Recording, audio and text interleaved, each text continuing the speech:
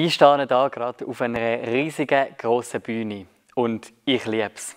Vielleicht geht es dir genauso und du feierst es, um auf einer Bühne zu stehen und Theater zu spielen.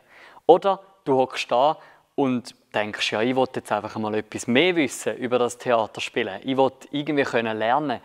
Um genau das geht es in diesem Theaterkurs und noch um vieles mehr.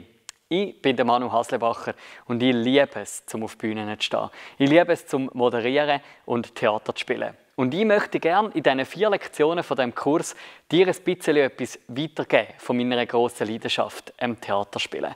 Es geht hier ums Schaffen mit unserem Ausdruck, also um die Mimik mit dem Gesicht und Gestik mit unseren Händen und unserem Körper. Es geht darum, um unser Auftreten. Wo stehen wir auf einer Bühne? Und wie stehen wir da? Und es geht darum, wie können wir unsere Stimme einsetzen, dass wir das Beste herausholen aus dem Theaterspielen. Und nebenzu gebe ich dir sehr gerne auch ein paar praktische Tipps mit auf den Weg, die dir helfen sollten, im Adonia-Camp Theater zu spielen. Hey, ich freue mich riesig, wenn du mit dabei bist und wir zusammen ein bisschen an ein oder anderen, vielleicht auch unentdeckten Theatertalent feilen. Wir sehen uns.